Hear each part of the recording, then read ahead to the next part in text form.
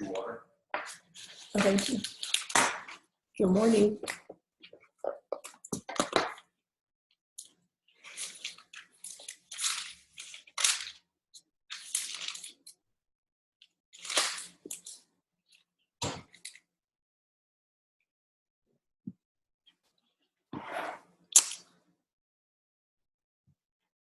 We're back once again for a morning Bible study. We're reading all the way through the Bible from front cover to back cover. Hi, Debbie. Nice to have you this morning. Sure enjoy being friends with you on Facebook. We do a reading that breaks down the Old Testament, the New Testament, and Songs and Proverbs. It's the one-year Bible, and we are using the English Standard Version. And I opened up to March the 23rd of 2017, and right across my reading, right here, if you can see it, can you see where I wrote?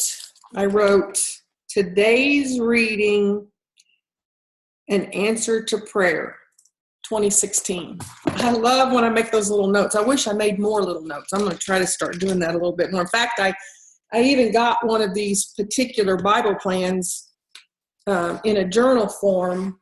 I haven't started using it yet, but so I could write notes out, about just little notes each day, what God speaks to me on a daily basis, because it's really cool through the years to go back and read that. But anyway, but I did notice it kind of changed the way I opened my mind up to today's reading, because I was concentrating more on seeing the answer to last year's prayer than I was to hearing what God spoke to me today. So I actually got started reading a few pages and then went back and started all over again and asked God to clear my mind. And it worked. And so we're reading in Numbers chapter 36 through Deuteronomy. We're going to start Deuteronomy now, chapter 1.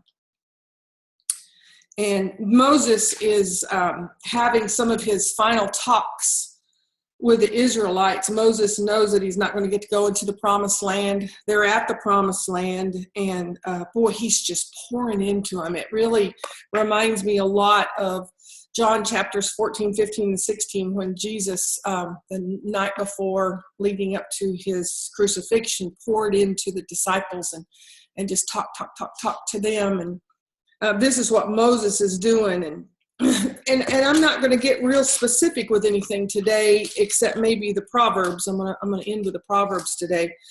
All of the readings are very good, and I just love how every single day God will speak to me about something. And Old Testament seems to be right now predominantly where he's doing that. And I think there's probably a reason for that for me, but I only share all of this to encourage you to do this, to read. Have a reading plan. Have your quiet time when you're praying to God, and then your quiet time when you're listening for God, and then the time when you're reading. It's all important. It's all very, very important. And I haven't been 100% this year. I'm not going to be able to say this year that I've read all the way from the front cover to the back cover, because I've skipped some days. But I'm not going to beat myself up over it either. So it's not about the religion of reading. It's not about the religion of praying. It's about relationship with our Father. And the relationship with our Father is where our joy comes from. Our joy is where our strength comes from. So today, what I got today, mainly from the Old Testament reading, is God hasn't brought you this far to not finish what he started in you. That's just what I got today. And I can tell you why. The Lord your God has multiplied you. I'm reading in Deuteronomy 1, chapter 10, verse 9. At the time I said to you, I'm not able to bury you by myself, Moses said. The Lord your God has multiplied you. And behold, you are today as numerous as the stars of heaven. May the Lord, the God of your fathers, make you 1,000 times as many as you are, and bless you as he has promised you. How can I bear by myself the weight and burden of you and your strife? Choose for your tribes wise, understanding, and experienced men, and I'll appoint them as your heads. And you answered me, the thing that you have spoken is good for us. Do. So I took the heads of your tribes, wise and experienced men, and set them as heads over you. And it goes on. I mean, it just goes on to say, he's just reiterating all they've been through, where they're at. He's saying, you're already more numerous than the stars, and you're bigger than I am, is what Moses was saying. And and he's just saying, God didn't bring you this far to let you fall now. God didn't bring you this far to let you fall now. And that's what I got out of this. And it encouraged me this morning, and I hope it encourages you. And then I'm going to end with the Proverbs, chapter 11, verses 24 through 26. These are words to live by. Absolutely words to live by. One gives freely, yet grows all the richer. I love that saying, you can't outgive God. Well, I believe this verse is where it comes from. One gives freely, yet grows all the richer. Tammy, my friend Tammy, my good sister Tammy is on with me this morning. Good morning, Tammy. It always tickles me when you're with me, and I know when you're not on live that you go back and listen to the videos, but if any of you know who Tammy is, she's a giver. She gives and she gives and she gives and she gives when she doesn't have anything to give.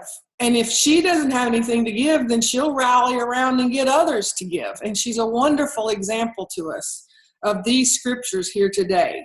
One gives freely, yet grows the richer.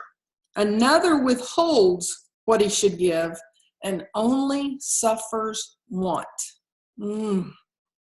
Whoever brings blessing will be enriched.